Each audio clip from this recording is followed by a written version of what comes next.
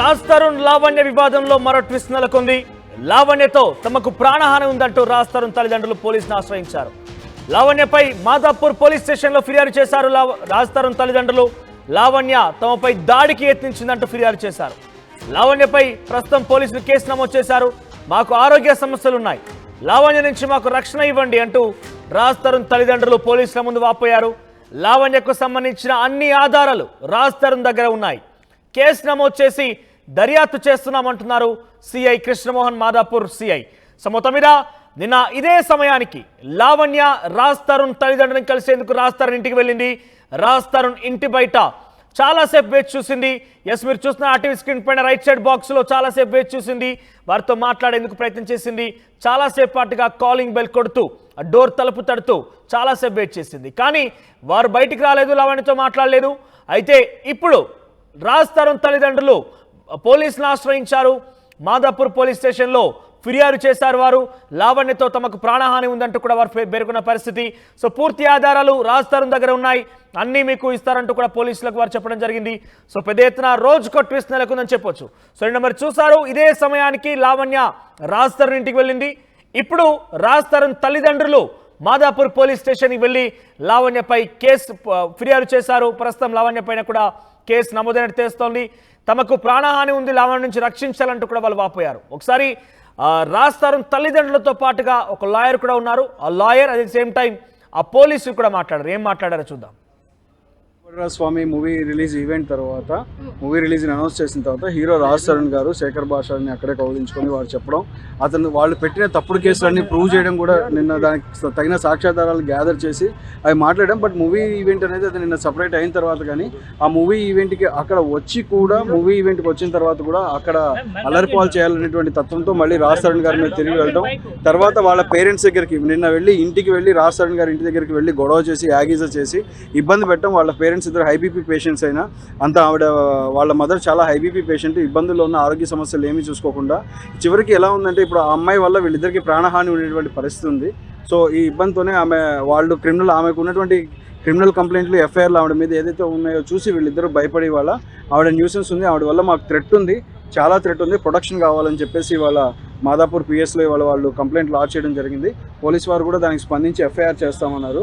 So ఆవిడ మీద nuisance case ఒకటి ఫైల్ అవడం జరుగుతుంది. దాంతోపాటు ప్యారలల్గా ఇంటి మీదకి వచ్చి అలా దాడి చేసినందుకు, అలా ఇష్టం వచ్చినట్టుగా వాళ్ళ పెద్దవాళ్ళని కన్సిడర్ చేసుకోకుండా ఇష్టం వచ్చినట్టు బిహేవ్ చేసినందుకు కూడా కేసెస్ ఫైల్ చేయడం జరుగుతుంది. అయితే మొత్తం మీద ఇప్పుడు లావణ్యకి కేసుకి సంబంధించి ఎలాంటి శిక్ష పడే అవకాశం ఉంది? అలాంటి పోలీసులు ఎలా యాక్షన్ తీసుకోబోతున్నారు? తీసుకుంటారు. ఈ వీడికి రేపు పిలుస్తారు, నోటీసులు కూడా సర్వ్ చేస్తారు. తొందరలోనే నోటీసులు కూడా సర్వ్ చేసి ఆమెను పిఎస్కి పిలిచి ఆవిడకి చెప్తారు. ఈ రకమైన వ్యక్తిగత వాళ్ళకి ఏదైనా ఉంటే జ్యుడిషియల్ ట్రయల్ కండక్ట్ చేసుకోవాలి. ఆవిడ కేసులు పెట్టానంది, కోర్టుల మీద నమ్మకం ఉందంది, మరి మీడియాలో ఇంత హడావిడి చేసి ఆయన హీరోని అంతా డిఫేమ్ చేయాల్సిన నెసిటీ వాళ్ళకి ఏముంది? సో కాబట్టి వాళ్ళకి ఏదైనా ఉంటే రండి, కోర్టులో రండి, చూసుకుందాం. మీ దగ్గర సాక్ష్యాధారాలు ఉన్నాయని చెప్తుంది, కానీ ఇంతవరకు ఏ మీడియాకి ఆవిడ పూర్తి సాక్ష్యాధారాలు ఇచ్చింది లేదు. సాక్ష్యాధారాలు ఏమున్నాయో చూపించుకోండి, మేము కోర్టులో చూపిస్తాం, మా దగ్గర తగిన సాక్ష్యాధారాలు ఉన్నాయి, వీళ్ళు చేసిన దానికి ఉన్నటువంటి ఎవిడెన్సెస్ కూడా రెడీగా ఉన్నాయి. రిలీజ్ చేస్తున్నారని తను కూడా చెప్తుంది. తను ఏదైతే రిలీజ్ చేస్తుందో తనకి ఆపోజిట్ గా మీరు రిలీజ్ చేస్తున్నారని తను అంటుంది. మేమే రిలీజ్ చేసాం, ఇప్పుడు వాళ్ళు రిలీజ్ చేయమనండి. ఇప్పుడు ఇంకా రిలీజ్ చేశారు. శేఖర్ భాష వాయిస్ ఏది, శేఖర్ భాష సంబంధం లేని విషయంలో శేఖర్ భాష ఫైట్ చేసేదానికి ఒక సోషల్ కాజ్ ఉంది. తప్పుడు కేసులు చెప్పేది వినండి, మీరు కూడా వినాలి, అడిగినప్పుడు వినండి. శేఖర్ భాష ఫైట్ చేసేదానికి కూడా ఒక కాజ్ ఉంది. తప్పుడు కేసులు పెడుతున్నారు, తప్పుడు కేసులు పెట్టడం వల్ల ఇబ్బంది. అంటే ఇందులో ఏమైందంటే పూర్తిగా కార్నర్ చేసినట్టుగా రాజ్ తరుణ్ని కార్నర్ చేస్తూ ఫస్ట్ 1 వీక్ వేసినటువంటి న్యూస్ చాలా కార్నర్గా ఉన్నాయి. అప్పటి వరకు ఈవిడ మీద ఉన్న ఎఫ్ఐఆర్లు కానీ, ఈవిడ ఎన్డీపీఎస్లో ఇరుక్కుందని కానీ, అప్పుడు అంతకుముందు ఇక్కడ పెద్ద డ్రగ్స్ కేసు అయినా మాదాపూర్ పిఎస్ పరిధిలోకి వచ్చిన ఇదే మీడియా ఏదైతే కవర్ చేసిందో, మళ్ళీ తిరిగి ఈవిడ గురించి తెలిసి కూడా ఇక్కడ పైపెచ్చు మస్తాన్ సాయి తోటి ఆవిడ అక్కడ కేసు రాజీ పట్టడం కూడా జరుగుతోంది. ఇంకొకటి ఏంటంటే ప్లస్ ఆవిడ క్లియర్గా అక్కడ ఉన్నటువంటి మస్తాన్ సాయి మీద రాసిన కంప్లైంట్లోనే ఆవిడ క్లియర్గా స్టేట్మెంట్ ఇచ్చారు. మస్తాన్ సాయి నా వెంట పడంగా నేను మస్తాన్ సాయిని లవ్ చేశానని చెప్పేసి ఆ కంప్లైంట్లోనే ఉంది. ఇవాళ మీరు క్వశ్చన్ చేస్తున్నారు, శేఖర్ భాష రిలీజ్ అయిపోతే మాట్లాడతారు, రాజ్ తరుణ్ తరపున మాట్లాడకూడదా, ఎవరు చేయకూడదా? ఈవిడ తరపున కూడా రమ్మనండి, వద్దలేదు.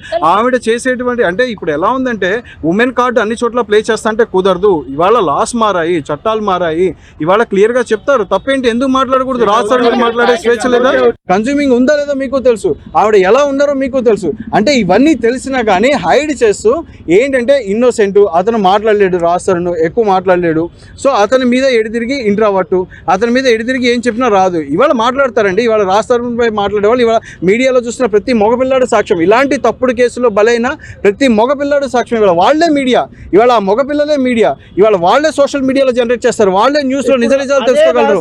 అదే రాస్తారు, అదే శేఖర్ భాషతో మోసపోయినటువంటి మహిళల గురించి తీసుకురండి, మేము మాట్లాడతాం రండి. మీరు ఎవరు వచ్చారో, మీరు అదే ఆడపిల్లలు ఎవరు మోసపోయారో అది చూపించండి. ఇప్పుడు ఇదే ఆడపిల్ల మోసపోయిందని వచ్చారు కదా, మేము క్లియర్ కట్ ఎవిడెన్సెస్ మీ ముందు చూపించాం కదా, తీసుకురండి, సబ్మిట్ చేయమనండి. మేము అదే అంటున్నామండి, మీరు అదే అంటున్నారు, మేము అదే అంటున్నాం, మేము అదే అంటున్నామండి. మీరు తీసుకొని రండి, ఇష్యూ ఏమీ లేదు.